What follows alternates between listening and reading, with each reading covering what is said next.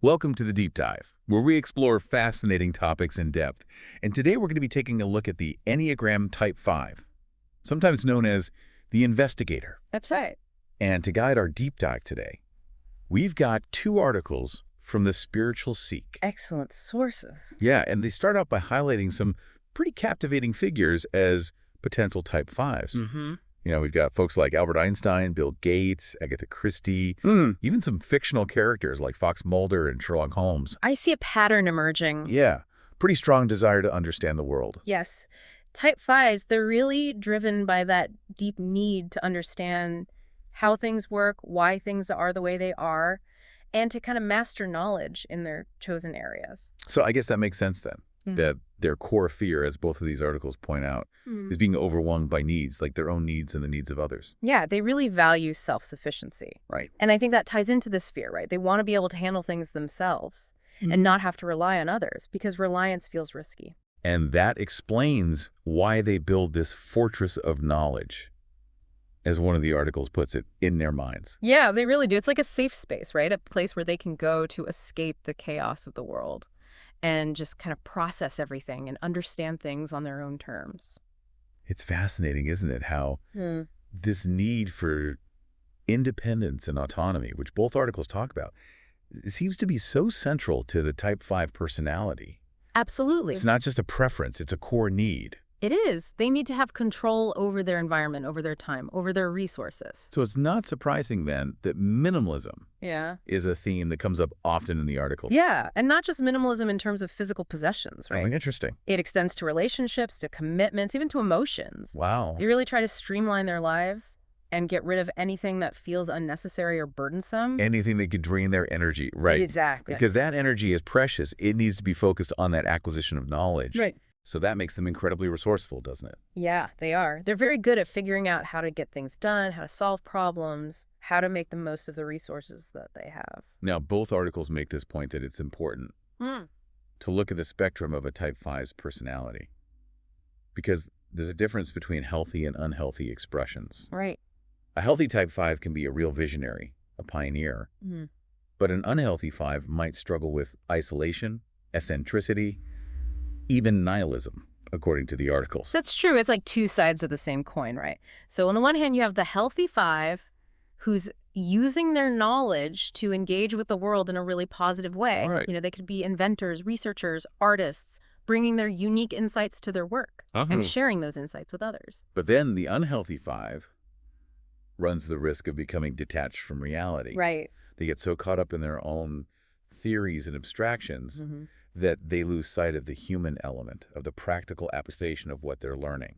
One of the articles even mentions that unhealthy 5s can sometimes withdraw to the point of neglecting their physical needs and relationships because they're so absorbed in their mental world. And that reminds me of this idea of the wings, which both articles also talk about in relation to the Enneagram. Oh, yeah, the wings are interesting. Right, because essentially each type has two wings, which are the types on either side of it on the Enneagram. Right. And they kind of add nuance and complexity to the core personality. Exactly. So for a Type 5, the wings are Type 4 and Type 6. Right. And I'm curious, like, what does that look like in practice?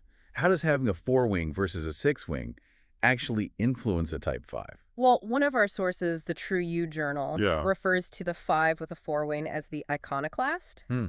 And so, you know, you bring that intellectualism of the 5 together with the artistic sensibility of the 4. I could see that being a pretty compelling combination. Oh, it is. They're often drawn to unconventional theories, and they might express their knowledge through creative mediums. Like a really unique blend of intellect and creativity. Exactly. And what about the 5 with a 6-wing? Well, they call that the problem solver. Okay. And with that combination, you see a real emphasis on practicality. So more focused on applying their knowledge to real-world challenges. Yes. And maybe even a little more grounded. Yeah, they tend to be very skilled at analysis, planning, creating systems to improve efficiency and effectiveness. So even within the Type 5, there's a spectrum of expressions based on these wings. Absolutely. And I think it's important to remember, you know, that the Enneagram isn't about putting people in boxes. Right. It's about recognizing that we're all complex individuals with our own unique set of motivations and experiences. That's a really good point. And I think that's something to keep in mind as we continue our deep dive into the Type 5 personality. Definitely. Yeah. You know, relationships for Type 5s can be pretty intriguing.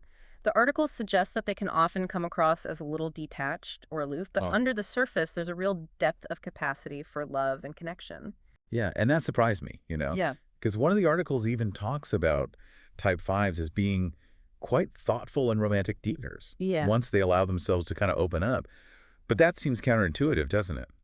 Given their need for independence? It does seem like a bit of a paradox, but remember, for Type 5s, knowledge and understanding, that's their primary language, you could say, their primary way of interacting with the world. Okay. So in relationships, they're going to express their love through acts of service, through really deep understanding, through a willingness to share that inner world, that rich inner world that they have. So it's less about grand gestures and more about showing care through intellectual connection and understanding. Exactly. That's fascinating. Sharing their knowledge, their insights, their interests. That's a really big deal for a Type I. It's a real sign of intimacy. But of course, the articles also highlight some challenges that Type 5s can face in relationships. Right, and a lot of it stems from that need for independence, because sometimes that can translate into a bit of emotional distance. Right. They might have trouble being vulnerable, expressing their needs directly, which can be frustrating for a partner who maybe has a different way of communicating. And I imagine that tendency to withdraw, which we talked about earlier, can be particularly difficult for partners to navigate. Oh, absolutely. One article pointed out that when a Type 5 feels overwhelmed, their instinct is to retreat back into that fortress of knowledge. Right, to kind of recharge and regroup. Exactly. But it can be misconstrued, right? A partner might see that as a lack of care or disinterest, when really it's a self-preservation mechanism. So what advice do the articles offer for Type 5s and their partners for kind of overcoming these relationship hurdles? Well, communication, of course, is key, like in any relationship, right? Right. But for Type 5 specifically, the challenge is learning to articulate those needs and feelings, even when it feels a little uncomfortable. To kind of step outside that comfort zone of intellectualization. Yes. And for their partners, patience and understanding are really important.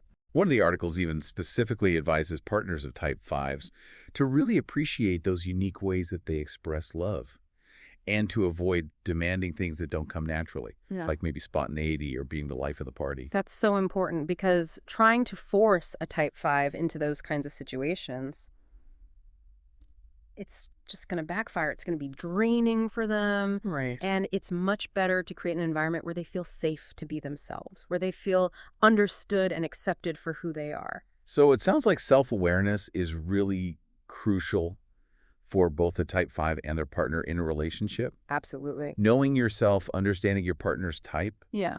these can be really powerful tools for building empathy and communication. The Enneagram can be so beneficial for couples, actually. Right. It helps you to recognize and appreciate each other's strengths, but also to have more compassion for those weaknesses, for those areas where you might clash. Because you understand where it's coming from. Exactly. It's not personal. It's just part of their personality structure. So we've covered a lot of ground with the Type 5 personality. Their core motivations, their strengths, their challenges, and even how they approach relationships. And I think it's important to emphasize that both articles really stress the possibility of personal growth. For Type 5s, even those who are struggling with maybe some of the less desirable aspects of their personality type. Right. It's not a life sentence. No, not at all. There's always room for growth and development. So what specific advice do they offer for Type 5s who are seeking to kind of grow and evolve? Well, they suggest a few practical things. Things like practicing mindfulness, asking for help, and exploring their emotions. Those sound simple on the surface. Yeah. But I imagine they can be quite challenging for Type 5 to actually put into practice. Absolutely. Because mindfulness, for example, seems to require a shift away from the intellectual realm, which is where Type 5s are most comfortable. Yeah, it's true. But mindfulness isn't about stopping thinking altogether, right? Right. It's more about learning to observe those thoughts without getting swept away by them. Kind of detaching from them. Yeah. It's about being present in the moment, grounding yourself in your senses, your bodily sensations. So for a Type 5, mindfulness could be a tool for managing that tendency to overthink, to worry. Exactly. It can help them create a sense of calm, a sense of spaciousness in their minds, which allows them to better regulate their emotions and engage with the world from a more balanced place. And then there's this idea of asking for help. which, again, seems to go against that ingrained need for self-sufficiency that Type 5s have. It does, and that's why it's often so difficult for them. Right. But it's such a crucial step in personal growth. Because it's not about admitting weakness. Right. It's not about saying, I can't do this on my own. Right.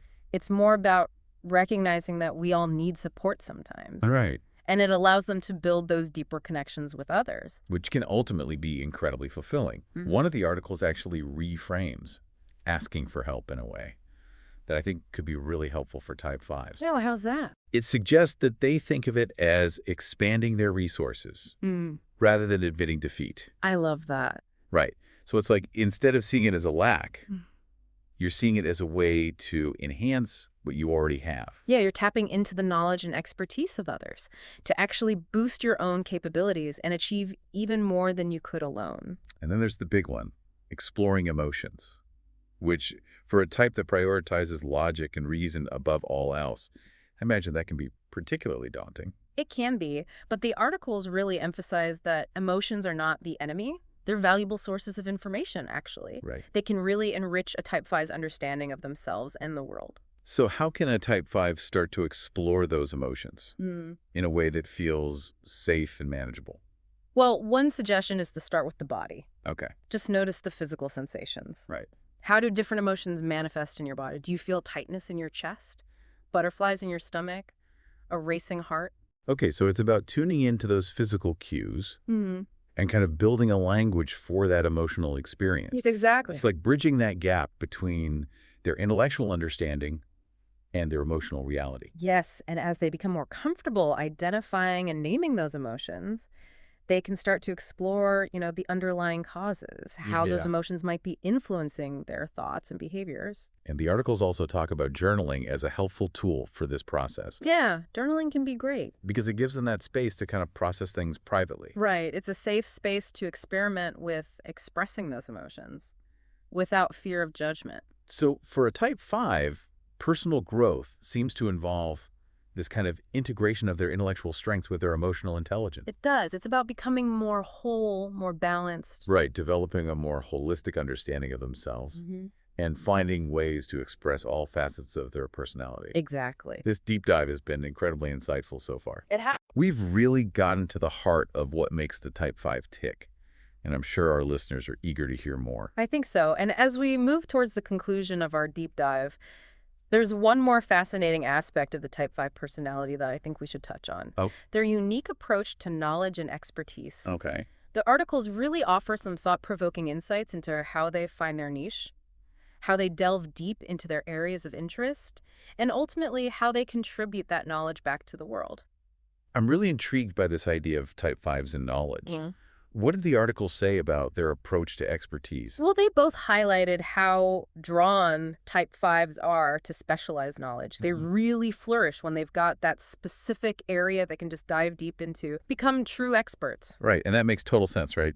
Given that need for competence and self-sufficiency we were talking about earlier. Oh, absolutely. It's not just about gathering facts for them, It's about gaining control, mastery over their chosen domain. Provides a sense of security, I guess. Yeah, exactly. Allows them to move through the world with confidence. Now, I remember one of the articles used this phrase, thought pioneers, to describe Type 5s. What do they mean by that? Ah, yes. It's their knack for seeing past the conventional, challenging those old paradigms, coming up with genuinely new ideas, solutions. Like true innovators. Precisely. Think of Einstein, his theories were revolutionary. So it's not passive knowledge, it's about application, pushing boundaries. Exactly. And it might not always be flashy, right? They're often working behind the scenes, research new technologies, art that makes you think differently. But their contributions, they're invaluable. But even with all that, the articles did mention some potential downsides, didn't they? For Type 5s, I mean. Yes, of course. Any strength, if it's not balanced, can become a bit distorted. And I think for Type 5s, the trap is isolation, eccentricity. One article even used the term tunnel vision. And that's spot on. They get so laser focused on their area of expertise that the bigger picture fades away. Relationships, health, even basic social stuff, it can all take a back seat. So how can they avoid that? Keep a healthy perspective on their quest for knowledge, I mean. Balance is key. Realizing that knowledge, it's most valuable when it's shared. applied for the benefit of others. Not just hoarding information, connecting with others, contributing to their community. Exactly. And that can take so many forms. Teaching, mentoring, writing. Some might use it for practical problem solving, others for pushing social change. It's really diverse. So knowledge is a bridge, not a barrier. I like that. A bridge to connect, to understand, to make a positive impact. That's where the real power lies, for Type 5s especially. This has been such an enlightening deep dive. Really got to the core of the Type 5. What would you say is the most important thing for our listeners to take away from all this? Well, Type 5s, they have this incredible capacity for understanding, for innovation. But that very thirst for knowledge, if they're not mindful, it can become their downfall. It's finding that balance, intellect and emotions, independence and connection. Such an important point. And honestly, I think that applies to anyone, regardless of their Enneagram type. We've all got strengths that can turn into weaknesses if we don't pay attention. Absolutely. The Enneagram, it's a guide, a map. But it's up to each of us to use that self-awareness to grow, to become the best version of ourselves. So well said. And as we wrap up our deep dive into the Type 5, I want to leave our listeners with something to think about. We've discussed how knowledge can make them feel secure. But what if we all tried to see it as a way to connect, to understand each other better, to make a real difference in the world? How would that change things? For us, individually, but also as a whole society, it's a question worth pondering as you continue your own journey of self-discovery. That's a beautiful thought to leave us with. And really, I think it gets to the heart of what the Enneagram offers. Using self-knowledge to become more compassionate, more connected to ourselves and to each other. Thank you so much for joining us today on this deep dive into the Enneagram Type 5.